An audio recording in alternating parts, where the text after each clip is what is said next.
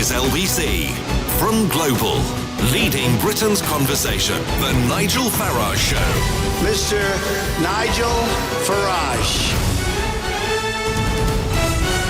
Thank you, Donald, and good evening, everybody. Another big, busy day in Westminster, and in exactly an hour's time, MPs will begin voting on a series of amendments that have been debated all afternoon, and the big circus is there in Westminster today. Pro-Brexiteers, anti-Brexiteers are out there, flags flying everywhere, and all sorts of intrigue in Westminster. There are two amendments, I think, that really matter. One has been put down by Yvette Cooper, and it basically says, look, if by the end of February a deal hasn't been agreed, then Article 50 should be extended, probably until the end of the year. And that, of course, would mean us actually not leaving on the date that we were promised, and would probably mean the UK's participation in European elections. But perhaps there's more interest on the Conservative side of this today. You remember last night that there was this amendment that had been put down by Graham Brady that the ERG group, led by Jacob Rees-Mogg, said they would not support. And the Brady amendment says, look, we want to get rid of the backstop and find alternative arrangements. But what the ERG was saying is, no, that doesn't go far enough. We need the whole withdrawal agreement to be opened up and debated. And interestingly, once again, we got something from the Prime Minister that we've seen many, many times before. It's when she says something clearly and definitively and then tends to change her mind. I mean, here she was back at the end of November after her withdrawal agreement, her 585 pages, had been brought back from Brussels. If people think somehow there's another negotiation to be done, that's not the case.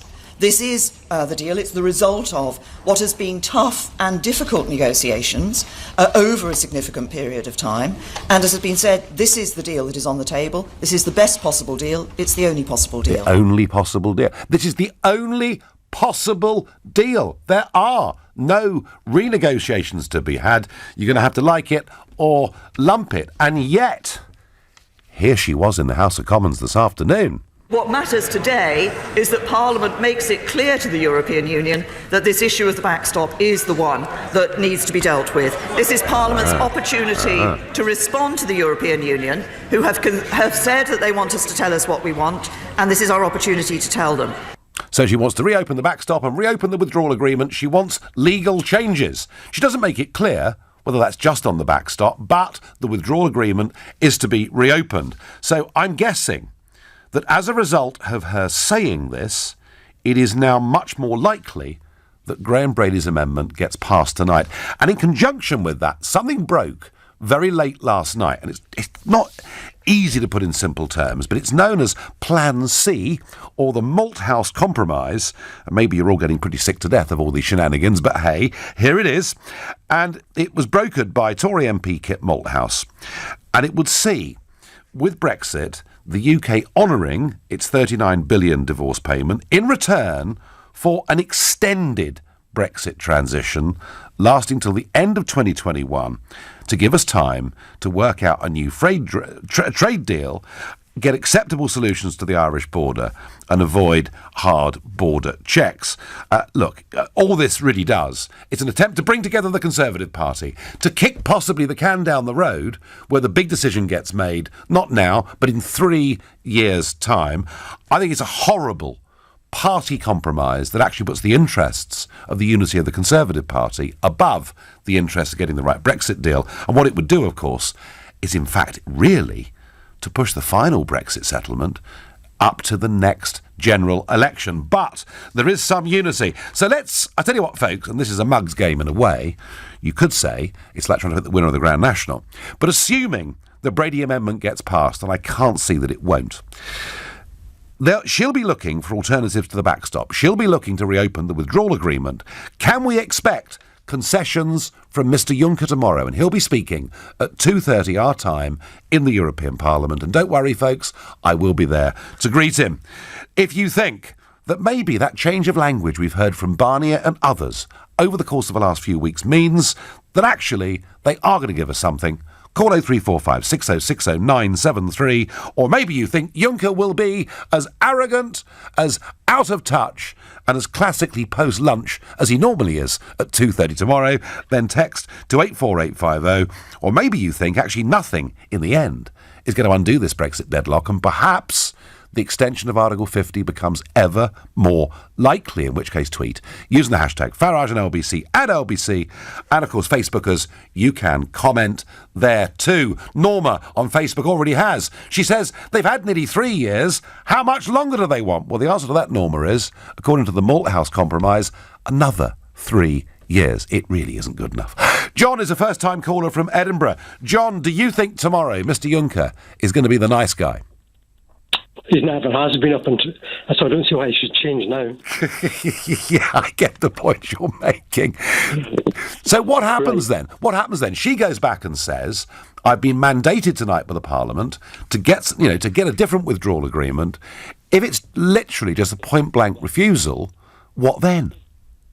Well, here's what I've got to say. And I would like to take, for her to take this suggestion that I've got, and really, everything is really, the success of this withdrawal stands in the back of the backstop. You know, there's a whole lot of fear and distrust that there might be a permanent lock-in. Yes. So, in order to ameliorate, what people fear is that the UK will be held to ransom over things like fishing rights by France and Gibraltar by Spain, etc. John, we fear that under this backstop we'll be at their mercy. Absolutely. Exactly. Now, what I'm thinking along the following lines is that to remove or ameliorate these potential threats or risks, we should update the withdrawal agreement to include a legally binding statement that UK sovereign and territorial assets cannot be used as bargaining chips in future trade negotiations. Now, if the EU go along with that, then that would bump up their integrity, credibility, because when you get to the negotiations, if any member state tries to bring in these particular issues, that then they wouldn't be permitted during trade negotiations. Well, John, I don't think Theresa May's language tomorrow will go quite as far as that, but I get your point. We need protections. We need concessions that mean we will not be stuck inside the backstop and at their mercy. John, it's a fair point. I tell you what, if Theresa May came back in 2 days' time with that, this withdrawal agreement, as amended, would go through the House of Commons with a pretty healthy majority. James is a first-time caller from Carlisle. Good evening, James. Good evening, Nigel. Huge fan. I love listening to the show. Well, thank you very much. So what concessions are we going to get from Juncker tomorrow? I don't. I think they've made their position absolutely clear with the EU. And I'll tell you something, Nigel, I think it's all just smoke and mirrors from here on out. I genuinely think that they've come to call me a conspiracy theorist. I know you're not a big fan, but I think that they've come together behind the scenes to just... May's obviously thrown out this ludicrous deal to begin with, so the public just go, no, that's disgusting. And so whatever they follow up with is more likely to get passed through, if that makes sense. So I think offer people something that is truly dire, then make it just plain bad, and they'll say, you know what, we surrender. We've had enough of all this Brexit. Now, I do get what you're saying. They're trying to break us down, essentially, so we just agree to anything in the end, and we just stay in the EU. Yeah. Well, I have had some callers who were Leave voters over the last few months who have said they are beginning to feel beaten down by it. I have to say, though, James, the majority of Leave voters that ring are actually blooming furious that Parliament's not doing what they were told to do. Exactly, Nigel. I think it's having... Well, they've misjudged the terrain at every point, and I think they misjudged it with the initial Brexit vote. Thank you for that, Nigel. I know that was purely you. And then, after that, they just keep misjudging the terrain, and they think they think we're stupid, and so it actually makes you speak. James, Sorry, yeah? I tell you what, James, Mr. Blair thinks you're really stupid. Oh no! And at 6:30, I'm going to play you some footage of Blair talking about ordinary voters. So please stay on the line and wait for that. James, I get the point. They're trying to beat us down to accept something that really isn't very good. Nigel, are these amendments advisory or are they binding? The reason I ask is if the Cooper Amendment gets passed, can Theresa May just ignore it? The absolute legal truth on this is that we have a piece of legislation that David Davis piloted through Parliament. It is the Withdrawal Act. And the only way that statute can be reopened, that law can be reopened, is by government. Now, whether there is some devilish device, devious device, that Mr. Burko, the Speaker, can come up with to throw out of the window everything that's been in the UK parliamentary settlement since 1688, I don't know. But I think it would be advisory, but the government would not go against the settled will of the House. I think that's so legally it wouldn't be binding, but in effect I think the truth of it is that it would be. Nathaniel is calling from Dover. Good evening, Nathaniel. Good evening, Nigel. So I don't think Parliament, I realise how weak we look at the moment. To suggest that we may even go back and remotely negotiate is either them being disingenuous or ridiculously stupid and naive. And there's something I want to raise about this Yvette Cooper's amendment. Yeah. Am I right in thinking that it's impossible to extend past July because of the European elections? How would that work? Well, yeah, OK. So the argument is we could extend it just for 3 months until July. And that would mean, because the new European Parliament take their seats on July the 2nd.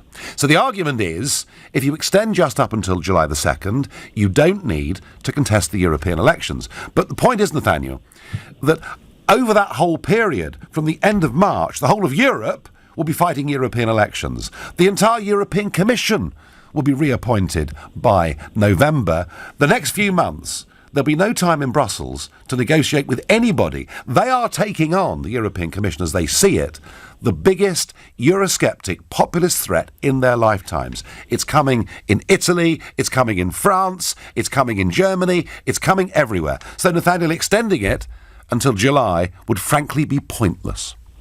And also, personally, I think this is tactics at play. They're pretending like they've got a hand to go and negotiate. But quite frankly, I voted Remain, by the way, bear in mind.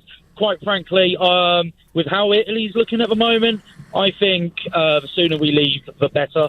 Because, look, we saw it happen with Spain, Greece and Italy before. And apparently Italy's looking even worse than before. Yeah. So I think this is tactics at play. They're pretending to go and negotiate. They'll come back without something. So they go, oh, well, looks like we've got to withdraw Article 50. Well, if they do that, they'll be in real trouble. Nathaniel, all I can tell you is if Mr. Juncker tonight genuinely believed that this government would leave on WTO terms, then I think she could go to Brussels with a strong hand. The trouble is, even when she says it, nobody, including me, ever believes her. Thank you. You're listening to the Nigel Farage Show here on LBC at 6:15, and time for the news headlines. We're Lisa Aziz. MPs are preparing to vote on 7 possible changes to Theresa May's Brexit plan, which will influence the future of her negotiations with the EU. They include finding alternative arrangements to replace the backstop. MP Fiona Onasanya has been urged to resign by Labour after she was jailed for 3 months for lying to police over a speeding offence. A judge in Georgia has reportedly ruled a man found guilty of killing his date in a speedboat crash on the Thames won't face a fast-tracked extradition process back to the UK. LBC weather: showers across eastern parts tonight, sleet and snow for southern Scotland, northwest England and western areas, a low of -2. This is LBC. Ah, the great British roast. Where mobiles are set aside, the TV goes off, the family comes together, and everything stops. For the perfect roast, only Bisto Best Gravy will do. Made with real meat juices for that authentic, rich roasted flavour. Ah, Bisto. Go Blair! Their unbiased information could save billions across the nation. Proudly independent, free and fair. How do you make a holiday Travel Republic perfect? With a gentle stroll along a golden sandy beach and skies made from fluffy pink candy floss. However you imagine your perfect holiday, create it with the Travel Republic sale. Choose from your favourite holiday destinations, from Las Vegas to Lanzarote, Portugal to Dubai. Book at travelrepublic.co.uk for surprisingly low prices. Your perfect holiday is yours for the making. Adult protected, terms apply, see site for details. You're on a roll, and life keeps rolling with you. You're rushing, you're moving, you're grooving, you're running late, you're gymming, you're swimming, you're meditating. And you're walking, you're talking, you're working, not working, and texting, you're simply unstoppable. And unstoppable shouldn't have to stop to enjoy great food. With Uber Eats, you could order food from your favourite restaurants and have it delivered right to your doorstep. Uber Eats. Get food delivered wherever life takes you. Download the app today. Available at selected times in selected locations. Someone's knocking at the door. Somebody's ringing the bell. Did you know that winning postcodes are announced every single day with People's Postcode Lottery? Only playing postcodes are entered, so the prizes are always won. It costs just £10 a month to play in all draws. Join in with your postcode to play at postcodelottery.co.uk. PPL manage lotteries on behalf of good causes. Players must be over 16. Terms and conditions apply. Please play responsibly. Be gamble aware. Someone's knocking at the door. Your business has come this far, but now's your time to soar into the skies of spectacular with a fast, affordable Funding Circle business loan. With decisions in as little as 24 hours and a dedicated account manager, there's no waiting around. So join the thousands of businesses who have taken out a Funding Circle loan and help your business fly. Apply today at fundingcircle.com. Authorised and regulated by the Financial Conduct Authority. T's and C's apply. Isn't it reassuring to know that when you're looking to remortgage, you don't have to rejig your routine? That's why at Barclays we offer evening and weekend appointments. It means you get to talk to us when it works best for you. Morning or evening. We're refreshing and reshaping the way we do mortgages to make them easier. Search Barclays Mortgages. Let's go forward. T's and C's apply. The Nigel Farage Show on LBC. Call 0345 6060 973. So what does Mr Juncker do tomorrow when Mrs May says she's going back to Brussels to reopen the withdrawal agreement, to try and change some of it, and in particular to get a massive change to the Irish backstop? What does he do? Well, we did hear him on this back on the 11th of December after she'd first pulled the vote on the deal knowing she'd lose it. He said this in the European Parliament.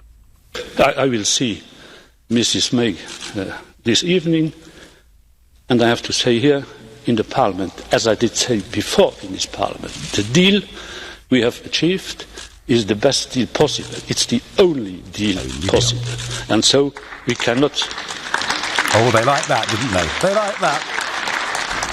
There is no room whatsoever for renegotiation. But, of course, there is room, if used intelligently, is room enough to give further clarification and further interpretations without opening the withdrawal agreement. This will not happen. Everyone has to know that the withdrawal agreement will not be reopened.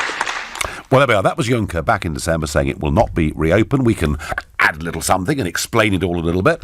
And interesting tweet came out today from Tony Connolly from RTE, the Irish news service, and it said, a senior EU source has told us that during a phone call today at 12 p.m. Brussels time, Commission President Jean-Claude Juncker told Theresa May there would be no reopening of the Irish backstop or the withdrawal agreement. The source said Mr Juncker conveyed to Mrs May it would be fruitless for her to come to Brussels on the basis of an attempt to reopen the agreement. So that's what was said on the phone. Nonetheless, she's gone ahead and said what she said in Parliament. She had to do that. She's trying to unify both wings of her party. There are peace brokers out there trying to bring her party together.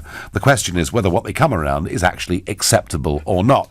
I expect tomorrow Mr Juncker will grandstand in the European Parliament, more or less repeat the same kind of speech. But that does not mean that there's no room for change. And I repeat the point, and Mick in Dagenham gets this completely. He said, if tonight we remove no deal through the amendments, then the EU won't reopen negotiations. And Mick, this is the point. They are actually beginning to come under some pressure over there. You know, the voice of French and German industry is beginning to be felt in Brussels. And if they thought we were going to leave with no deal, well, you know what that means. they wouldn't get their 39 billion. So where's that going to come from? So there is, I still think, despite what Juncker says tomorrow, if the government holds firm and says it is not going to reopen, it's not going to reopen the question that we could leave on no deal, even though we don't really believe it, she might just get something. But I suspect she'll get rebuffed tomorrow. That is my view. Andy is a first-time caller from Manchester. Good evening, Andy. Morning, evening, Nigel. So, what do you think Brussels do? Well, to set my stall out, I was an avid Remainer when the referendum happened. But having watched how these buffoons have behaved towards the British, I'm unfortunately now I'm an avid Leaver. Really? That's a hell of a conversion, Andy. Well, it gets even better than that, Nigel, because I've got a Polish wife. Yeah. You can imagine the rift in our house sometimes with this. But the way that I look at it is that the most powerful tool in negotiation is the ability to walk away. Absolutely. And if you take that away, then you're taking scraps off the table, whatever they give you. And I look at this and the way that Juncker has behaved with this, and I think that, well, let's see how he behaves when there's radio silence and no deals on the horizon, and see if he wants to come back to the table then and do an 11th hour deal. Andy, absolutely. If they really thought that was a serious prospect, if the government said, actually, do you know what, the hell with it, we're not changing the legislation, we will leave on the basis of no deal, we've got the law in place, only we can change it, then I think, as you say, a deal would happen.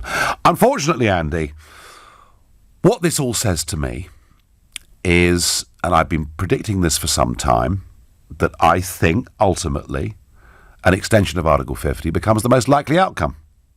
But again, you extend it this time, and then they think, oh, well, we can push them to the precipice again, and they'll extend it again. And they've already said, to be fair, that they're not prepared to extend it unless there's going to be another referendum or a general election. Well, we had our vote, we lost on the Remain side, but if people actually open their eyes and look at this now, do we really want to be a part of something where we seem to put everything in and have put everything in for decades, and what have we really received out of it? Well, that's the way that I've started to look at it. Andy, who wants to be run by a bunch of arrogant, unelected old men based in Brussels? Absolutely. Couldn't have put it better myself. Better to have a Europe, and I do believe in a Europe that cooperates together, are friends together, trade together, have a European Council that meets regularly, agree how we deal with issues like pollution, cross-border crime, reciprocity for students, all of those things we can do, like next-door neighbours living in a street, wanting to. But this structure, Andy, where it's run by the European Commission, is rotten to the core. Well, with no constituents to answer to. Unelected members sat there dictating how we will run our country. I'm sorry, but not anymore. And, you are the classic Damascene convert, I have to say. Andy, thank you very much indeed. Great call. Bernie is a first-time caller from Hartlepool. Hi, Bernie. Good evening. So, is there going to be some budge from Brussels in the next few weeks? I just don't know how much longer we're going to continue showing our backsides to these people in Europe. We're becoming a disgrace. May's manifest of malfeasance needs putting in the outhouse where it belongs. The EU were very clever, you see. They saw how much diarrhea there was in Parliament and realised 585 pages was not sufficient, so they give us another 30. Now, if we're not out by the end of March, we need a general election or the Pied Piper of Hamelin to get rid of all the vermin in the building. Well, I mean, you look at the front benches, Nigel. You've got Thornberry on one side. She doesn't know whether it's Shrove Tuesday or Ash Wednesday. She probably puts her knickers on inside out and backside first. Well, who knows about it? It's a bit personal, Bert. It's a bit personal, you know. Maybe we should check her. We've got Hammond on the other bench. He might have more success reading tea leaves than prophesying the economic future of this country. And the problem we have is that we haven't got a party to vote for. We had when you were with UKIP. We need a new People's Party or a vote for the Independent at the next elections. And the promises really has to be not just getting out of Europe, but abolishing the House of Lords. Yep, I'm with you on that. All funding to the BBC. Mm-hmm. Abolish the licence fee unless NBC becomes a national broadcaster. Right. Abolish hospital parking charges. I couldn't agree. Well, Bernie, I'm with you, but hey, we're not discussing a general election, but I do get your total disenchantment with career politics on both sides of the House. Rajiv is calling from Richmond upon Thames. Good evening. Mr. Farage, good evening. So good to speak to you. Welcome. Mr. Farage, throughout this Brexit fiasco, if there is any one person the people of United Kingdom listen to, must be you. Because you are the one who has actually made it very, very clear to them, crystal clear, like the ice on a Swiss mountain. And, you have just stuck to your guns and you have made it clear all the disadvantages of being in Europe. And you know what? People voted to be out of it, and people have been dragged. They are dragged, chains around their necks. They are dragged to be into Europe. This is awful. British have never ever acted in their past. You look at the Britain's history. When British said to India, we will give you independence, they did. Wherever they have gone, they have stuck to their promise. This is what Britain is famous for. But Rajiv, at the moment, we appear to be led by very weak people. We have a parliament that doesn't seem to respect the will of the people. Where do you think this all ends, Rajiv? I mean, do you think that miraculously, as the date approaches, a deal of some kind does get done or not? I really truly believe that Mrs. May, with due respect to her, sir, she's just dragging her heels into oblivion. And on the March 29th, Britain will go without a deal, and this is exactly what Britain actually wanted, and this is exactly what will happen, because British people never voted for any concessions. They never they don't want to go to Europe and beg them for concessions. No. They don't want that. They want to take their destiny in their own hands. I have to say, Rajiv, the sight of a British Prime Minister going to Brussels, begging Barnier and Juncker for concessions is in itself completely and wholly humiliating. I thank you for your call, your thought on Britain's place in the world, and your passion. Barry on Facebook says the EU are just showing us how desperate they are to keep the UK in. They'll do anything to try and stop it. Well, Barry, what they'd really like is us to have a second referendum and change our minds. It worked in Ireland twice. It worked in Denmark once. But you've noticed the People's Vote campaign, so-called, have gone very quiet because they know a second referendum is not commanding much response out there in this country. Sky-breaking news, French President Emmanuel Macron says the current Brexit deal is the best possible and is not renegotiable. Aren't we lucky to have such lovely friends across the whole of Europe? You're listening to the Nigel Farage Show here on LBC. It's now 6:30 and time for the news with Lisa Aziz. The Prime Minister has confirmed she will seek to reopen Brexit negotiations with Brussels. Theresa May is backing a Commons proposal calling for the Irish border backstop to be replaced by alternative measures. It's one of 7 amendments MPs will consider from 7 o'clock tonight. The MP for Peterborough has been urged to resign after she was jailed for 3 months. Fiona Onasanya, who's been expelled from Labour, lied to police over a speeding offence in July 2017. A judge in Georgia has reportedly ruled a man found guilty of killing his date in a speedboat crash on the Thames won't face a fast-tracked extradition process back to the UK. 31-year-old Jack Shepherd handed himself in the capital Tbilisi after going on the run for 10 months. Charlotte Brown died in 2015.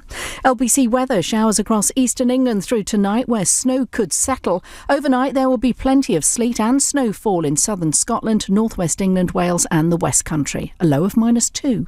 Nick Ferrari at breakfast, LBC. Suggestion that a no-deal Brexit will lead to thousands of deaths by driving up the price of fruit and vegetables. And writing in the BMJ, Professor Christopher Millett says the impact of Brexit will reach far beyond the economy. Fruit and vegetable prices is going to go up. And according to our health impact model, we estimated that under a no-deal scenario, it'd be 12,000 more deaths. Will you put your mortgage on the fact that 12,000 people will die? Nick Ferrari at breakfast, weekday mornings from 7. With Xero, get your business digital ready with Xero accounting software. LBC. In the competitive world of recruitment, everyone wants to be first. First to find candidates, first to find roles, first to get them together. So get a head start at the Recruitment Agency Expo. Get clued up on new trends and developments. Discover the latest products, services and technology and attend over 50 free seminar sessions. The Recruitment Agency Expo at London Olympia on the 5th and 6th of February. Register free at recruitmentagencyexpo.com. Divorce. It affects every part of your life. You, your family, your home, your finances. And if you're a man facing divorce, perhaps even one you don't want, the situation becomes even more complicated. It's at times like these that you need a professional you can trust. Cordell & Cordell is dedicated to helping men in matters relating to divorce. Call now on 0330 60 60 161 or visit cordell.co.uk, office in central London. A partner men can count on. At Argos, say hello to new. Our new range is out now online and in our new catalogue, with thousands of products included. Save 25% on Silent Night, including beds and bedding with code SILENT25. With Argos, you're good to go. Conditions apply, subject to availability. Offer ends 12th of February. I'm CEO. I also make tea. I'm delivery man. I'm head of IT. When it comes to my business, I ain't half bad. I even sing jingles on my radio ads. You need a van that, like you, does it all. The jack of all trades. A new Citroën Berlingo van with up to 1 ton payload, 3-seat extenso cab and active safety brake. Test drive the International Van of the Year 2019 at your local Citroën dealer now. Find out more at citroen.co.uk. Citroën. Ah, the great British roast. Where mobiles are set aside, the TV goes off, the family comes together, and everything stops. For the perfect roast, only Bisto Best Gravy will do. Made with real meat juices for that authentic, rich roasted flavour. Ah, Bisto. The Vodafone Big Winter Sale is still on. Don't miss out on amazing smartphone, SIM-only, home broadband and tablet offers. Hurry, the Vodafone Big Winter Sale ends 4th of February. Go online or in-store today. The future is exciting. Ready? Vodafone. Minimum term agreement, credit check and RPI increase apply. See vodafone.co.uk/terms. Hey, Jess, how did you sell your house so fast? Oh, that'll be Tim. Timbo, the Timinator. What? My estate agent. I call him the Timinator because he's a house-selling machine from the future. Really? Well, his name is Tim, but he's not from the future. Found him on Zoopla. Huh? Zoopla's Agent Finder shows estate agents near you, their average asking prices, how long the houses have been on there, that kind of thing. Neat. Hey, say the Timinator again. No. Find the right agent for you. Start your move with Zoopla. This is LBC, the Nigel Farage Show. Call 0345 6060 973. Text 84850. Tweet at LBC using the hashtag Farage on LBC. Well, while we contemplate the votes that will be starting in about 25 minutes' time, and it looks like Mrs May is going to get some sort of mandate to go back to Brussels to renegotiate, and so far, Mr Juncker is saying, no, we're not going to renegotiate, and Emmanuel Macron's backed that up, but, you know, as the next few weeks go by, they might begin to change their minds, particularly if they think we're going to leave on WTO terms. But a little treat for you. Tony Blair today was speaking in Mayfair in London and was basically explaining to all of us why ordinary people really aren't capable of making decisions about their own future. You know, it's one of the curious things about politics. I mean, I had a conversation with a member of public a few months back who was basically saying to me, why are you arguing for all this? You know, we just got to get onto it. And I started to explain the difference between being in the single market and customs union and not... and he said, well, you're just trying to say to me that you know far more about this than I do. And I said to him, I was Prime Minister for 10 years. If I don't know more about this than you do, I mean, what the... I mean, it's ridiculous. But he obviously regarded this as a typical elitist comment. Yeah. And this is the absurdity of it. Look, I always say to people, you know, I've followed Newcastle United. I'm a supporter of Newcastle United. You know, I have, you know, if the game's on the television, I'm going to watch it. But I know that Rafa Benitez, you know, has forgotten more about football in one day than I'll ever know. Okay, now, it's not because he's smarter than me. He might be smart. He probably is smarter than me, actually, but in his case. But it's because that's what he spends his life doing. Oh, dear, oh, dear, oh, dear. What utter... total condescension. You know, when Mr Blair said he met a member of the public, why not just say a peasant? an ignorant peasant, because that's what it really sounded like to me. It shows the absolute contempt they have for ordinary people. And do you know what? For all their Oxford degrees, the one thing I have learnt about our political class is they are guilty of groupthink, because they spend so much of their time and their lives together when they're growing up, at school, at university, in Parliament, how they spend their weekends. They generally have the same conclusions on virtually everything, whereas the general public tend to be more instinctive about things. And that is what our democratic process is all about. When you listen to Blair, you almost think the logical conclusion of what he had to say today is I tell you what, Tony, why not cancel democracy? Why not get rid of the nation state? I've got an idea. Let's have a European Union and put an unelected commission in charge, because clearly that's what you want to keep us in. Right, that's enough of Blair for one day. Nigel, let's be realists. They are not going to renegotiate the deal. We are the ones in the precarious situation, says Robert in Glasgow. Well, I don't see our position, Robert, as precarious if we negotiate correctly. Nigel, we need to stand firm for a no-deal Brexit. The Cooper Amendment must be defeated. Well, that's out of our hands sitting here right now, but we'll find out in about an hour's time. The MPs need to listen to the people. I'm so angry with the behaviour of those MPs. Well, Neil in Liverpool, let's hope we do leave on March the 29th, and we may well leave on March the 29th, but if we do, strikes me the deal could be absolutely awful, and that the real decision on our future relationship will not, according to this Malthouse compromise, be decided for a further 3 years. It just isn't good enough. Duncan is a first-time caller from Grange over Sands up in Cumbria. Good evening to you. Hello, Nigel. Very nice to speak to you. Welcome. A simple peasant from the north. Oh, yes. Oh, I bet you'd love to meet Mr. Blair, though, wouldn't you? Yeah, actually I would, yeah. What an obnoxious man.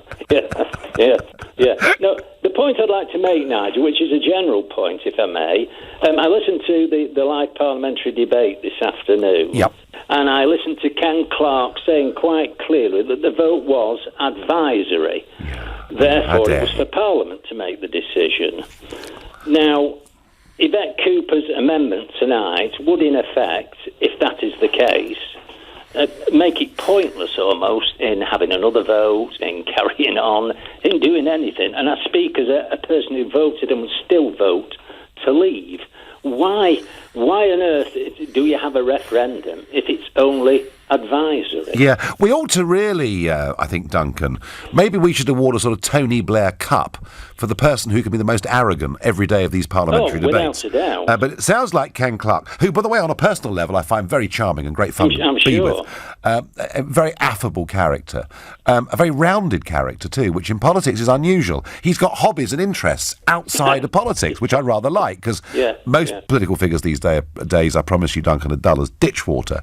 But for Ken to say that's outrageous, constitutionally, a referendum is advisory, but we were told by everybody, including the official government leaflet that came through our doors, we will implement the result of your decision. So I think, Duncan, it's outrageous for Clarke to have said that, isn't it? Well, I think it is outrageous for him to say it was advisory, because it just makes you feel as though, as a Leave voter, I almost feel as though I've wasted my time, and indeed wasted 3 years high blood pressure or whatever it is, in the hope that this would go through. The day after, when the vote came through, I was over the moon that we were going to leave the EU. Now I just feel utterly disillusioned. Duncan, but I still would vote to leave again. Duncan, it doesn't, in the end. They can frustrate us, they can delay us, they can behave appallingly, but the genie is out of the bottle. We will leave the European Union, I just can't tell you when. Keep the faith, Duncan, thank you. Peter says to me on Twitter, hang on a second, I thought the unelected twerps in Brussels got all the say. Since when does Macron get the final word? He needs to get his own house in order rather than slating us here in the UK. Well, you're right, of course. The negotiation is done by the European Commission, but all their decisions ultimately have to be agreed at a big get-together of the European Council. And you've got certain EU leaders who are pro-EU fanatics, Macron's one of them. Varadkar from the Irish Republic is another. So they love to be seen to be supportive. But Peter, given that his own popularity rating is now down to 18%, lower even than Hollande's was at this period of his presidency, I would have thought he should be worrying more about the Yellow Jackets, as you say, than what happens in Brussels this week in terms of negotiations. Nigel, could a union walk into talks and say they were not going to call a strike? Well, absolutely. These people calling to scrap the no deal are complete and utter lunatics, says Irene in Scotland. No, they're not lunatics, Irene. They're absolutely rational. They're totally rational. They're members of Parliament who do not respect the Brexit vote, and in many cases are actually going against their own vote for Article 50. And I'd remind you, 498 of them voted for it. Fred is calling from Islington. Hi, Fred. Hello, Nigel. Thanks for having me on. We've spoken before. I know we have, and welcome back. Oh, great. Thank you. I won't take up too much time. What I would like to say is that anybody voting for this Yvette Cooper amendment is actually sabotaging the Brady Amendment, and I really don't see any point to the Brady Amendment if Cooper's goes through. Well, no, that's not quite true. I mean, look... Why not? Well, OK, hang on. I do agree with you that anyone that votes for the Cooper Amendment is, in fact, effectively trying to take away from the Prime Minister her most powerful negotiating tool. All right, we'll agree on that. But don't forget, the Cooper Amendment only kicks in, namely the push for an extension of Article 50, if no deal is agreed. What the Brady Amendment sets out to do is to get a change in the withdrawal agreement so that it can go through Parliament. So one doesn't actually directly contradict the other, but it weakens the opportunity of the Brady Amendment getting anywhere through Theresa May in Brussels. The EU will just stall. They'll stall and stall and stall until the Cooper Amendment becomes effective, and then they push us towards a second referendum. Yes, Fred, that's exactly what they've wanted right from the very start. I get that. Doesn't mean it has to happen, though. Fred, I thank you for your point, and I'm crossing everything that the Cooper Amendment doesn't go through. And I did think, well, maybe those Labour MPs from Leave constituencies who come back after the weekend have seen how their constituents are feeling, and maybe they won't support the Cooper Amendment. But behind all of this, of course, is Momentum, who are campaigning and lobbying hard within the Labour Party and threatening Labour MPs with deselection. We'll see how the numbers play. Simon is a first-time caller from Coventry. Good evening, Simon. Hi, Nigel. Welcome. Yeah. So, what do you think's going to happen? Are the EU and Mrs May going to find a great deal that passes? No, I don't really know. I mean, my view is that, well, I want to say that obviously I'm like yourself. I'm totally fed up with the whole thing. But since day one, we knew that they would be trying to get a second referendum. That this issue for me is the best thing that's happened to British politics since in my lifetime. I'm 52. The reason is because everyone in the country now, or anyone who's half awake, can see that there's a cabal in this country who are controlling the society and not listening to the will of the people. And that's become more apparent for everyone, and they really are out of touch with how people feel in this country. You can't put a leaflet through the door and say they're going to do one thing, which is effectively the no deal or getting a trade deal, and then come up with all this stuff obfuscating the process. I mean, British governments of the British, like British governments, do not make mistakes. Everything has been done intentionally to thwart this process. Governments with this type of resources do not make mistakes. And this is just all playing out now, but people can really see this. So if the light, Simon has been shone on this, is it time we don't just deliver Brexit, but perhaps change our entire political system? Absolutely, and I honestly believe that's going to happen. Well, you may be right. Maybe Brexit was just the first earthquake. Simon, I thank you. We're out of time. You're listening to the Nigel Farage Show here on LBC at 6:46, and time for the news headlines with Lisa Aziz. MPs are preparing to vote on 7 possible changes to Theresa May's Brexit plan, which will influence the future of her negotiations with the EU. They include finding alternative arrangements to replace the contentious backstop. MP Fiona Onasanya has been urged to resign by Labour after she was jailed for 3 months for lying to police over a speeding offence. A judge in Georgia has reportedly ruled a man found guilty of killing his date in a speedboat crash on the Thames won't face a fast-tracked extradition process back to the UK. LBC weather, showers across eastern parts, sleet and snow for southern Scotland, northwest England and western areas, a low of -2. LBC Travel, I'm Louise Knight, and the M25 has reopened clockwise between 29 for the A127 and 30 at the A13 after an accident. One lane is still shut at the scene though, so there are still queues back to the A12 at 28.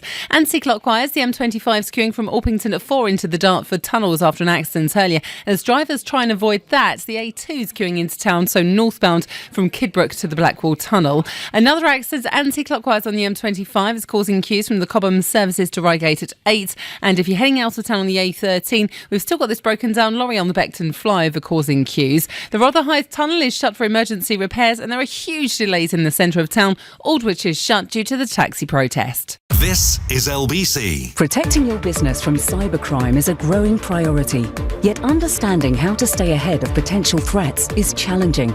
Whether you're a startup or an established business, BT is here to help. With a wide range of security-embedded products and services built especially for businesses. Find out more and enter to win a Samsung Galaxy S9 Plus and a set of Sennheiser wireless headphones at lbc.co.uk.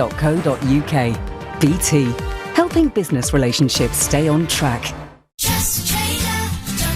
A good cup of tea can fix everything. Well, possibly not your broken boiler, but Trusted Trader are always on hand to help. TrustedTrader.com have lots of really lovely tradespeople who are vetted, reviewed and reliable, so you'll have your pick of a great bunch. Simply pop the kettle on and head online to find a professional in their trade, including that heating engineer. See? A cup of tea does fix everything. Do you run a growing business that specialises in professional cuddling workshops? Or perhaps you're running a cat day spa that offers herbal paw reflexology. Or maybe you're a retailer with 4 barns worth of healing crystals. No matter what your growing business is, at Barclaycard we take all card payments seriously. In-store or online, we have a payment solution for you. And we'll even give you a £250 statement credit. T's and C's and exclusions apply. New customers only. Offer ends 31st of March 2019. Search Barclaycard Business. Barclaycard. Start today. Life is full of so many things. Happy things, sad things, and surprising things. You've got commuting things, typing things, planning things. With all these things, it's easy to forget you need to eat something. So open the Uber Eats app to order a sushi thing, a burger thing, or perhaps that new thing. Sit for a minute and enjoy that thing, and then get back to all your other things. Uber Eats. Get food delivered wherever life takes you. Download the app today. Available at selected times in selected locations. The best place for sleepyheads is in their bridge bed in bed. We love our sleep, and even though we use them less, we do still love real shops where we can get real customer service. Get the best of both. Buy your next new bed at Bridge Bedding, an incredible choice of beds and mattresses from the best-known brands in the UK, ensuring a great night's sleep. Bridge Bedding, Leigh-on-Sea, Hornchurch, or online at bridgebeding.com. The best place for sleepyheads is in their bridge bed in bed. All right, Debs, tell me about your amazing £1 million idea then. So, imagine a website that goes through gazillions of houses employing ninja-like techniques to find you your perfect home. You mean Zoopla? Zoopla? Yeah. As well as having gazillions of houses, it lets you create your search area, shows you running costs and property values, that kind of stuff. All right, well, just let me know if you want to invest in Debs' incredible home-finding service. Yeah, I'm going to stick with Zoopla. With over 1 million properties and the tools to find your perfect home, start your search with Zoopla. The Nigel Farage Show on LBC. Call 0345 6060 973. The Brexit Secretary, Steve Barclay, is up on his feet in the House of Commons, summing up in this debate, and they will move to the division lobbies at 7 o'clock. We, of course, are particularly looking for the Yvette Cooper amendment, which, of course, says if there is no deal agreed by the end of February, we should extend Article 50, perhaps until the end of the year. And the other one, of course, is the Sir Graham Brady amendment, which is basically saying we must seek alternative arrangements to the backstop, and the Prime Minister has backed that up today by saying she wants to reopen the withdrawal agreement. And I'm asking, are the EU going to budge on this? Jason is a first-time caller from Ellesmere Port. Good evening, Jason. Good evening, Nigel. How are you? I'm all right, you know. I'd rather it was all done and dusted, Jason, really, but hey. Yes, absolutely. I just wanted to ask you a question. Reference the deal as it stands with the 39 billion. Should we go down that? And when would we actually pay that amount of money to them? Be in a series of stages, and it would almost be like a continued membership fee, effectively, during the transition period. Right. So if we were to go down the no-deal route, then we essentially have that money. Why can't we then use that to support businesses, etc., during the interim period? Absolutely. Where people feel, insecure or about what's happened, just to provide more stability. A 39 billion featherbed, Jason. That's what it would be. Yeah. I mean, surely, if we have that money, why not go down the no deal and use that? Okay. Jason, what she ought to say to him is, right, we are not giving you 39 billion unless you make some concessions. Then I think, do you know what? We might just get some, Jason. Yeah, absolutely. I do feel that she will get nowhere tonight or tomorrow. Yeah, I don't think anything will change. I don't either. Jason, I thank you. I'm going to go down to College Green, Westminster, to speak to LBC's political editor, Theo Usherwood. Theo, hi there. Good evening, Nigel. The action taking place away from the Commons chamber, the European Research Group, which is led by Jacob Rees-Mogg, the Brexiters within the Conservative Party have just been meeting. They've decided to back the Brady amendment, the vast majority of them getting behind that. They see this as the last opportunity for Theresa May. A statement's just dropped actually from Steve Baker, who's the vice chairman of that group. We have collectively agreed to support Brady on the basis of the Prime Minister's promises, especially reopening the withdrawal agreement, and that the backstop is only the worst problem. I spoke to Andrew Rossendale. He's a MP for Romford, and he is probably one of the most hard-line Brexiters within the Conservative Party. The Brady Amendment, supporting it tonight does not indicate support for the withdrawal agreement should it come back in a couple of weeks, and I think there's a consensus around that view. I think on balance this gives the Prime Minister 2 more weeks to go away and get tough with the EU and hopefully come back with something that's more acceptable. If it's not, then we'll vote the withdrawal agreement down again. You're doing this reluctantly by the sound of it? Yes. That was Andrew Rossendale. Now the first vote this evening is going to be on the Jeremy Corbyn amendment. Labour MPs will be voting for that en masse, and that states that there should be a permanent customs union between the United Kingdom and the European Union. We'll then have an amendment from the SNP. Ian Blackford is the chief signatory on that. He's the leader of the SNP in Westminster, calling for an extension to Article 50. That won't pass because obviously the SNP only have 35 MPs, and with the support of Labour there won't be enough. Then comes the Dominic Grieve amendment at around 7:30, calling for a series of indicative votes to try and test what Parliament would vote for. That has a lot of support. That vote's going to be very close. And then the big one coming in at 8:15, which is Yvette Cooper, Nick Bowles, calling for an extension of Article 50 through to the end of the December. Now, what we're hearing, Nigel, is that there are going to be a number of abstentions and possibly even front benchers on the Labour side voting against Yvette Cooper because they're very unhappy about what their voters, particularly in the north of England and Leeds constituencies, will think of Labour's efforts to block Brexit. And what's interesting is when the Shadow Chancellor John McDonnell was asked whether those MPs, particularly on the front bench, who'd vote against the Labour whip and against Yvette Cooper, whether they'd resign or be sacked, he was very, very wishy-washy, very unclear about whether Labour would enforce that convention that if you're a member of the front bench team and you vote against the whip, then you are forced to give up your job or be sacked. So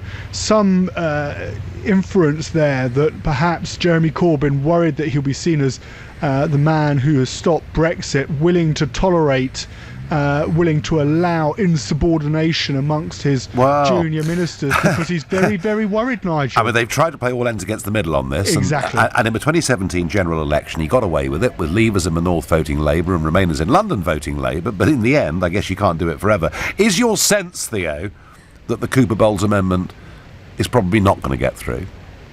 It is looking incredibly close.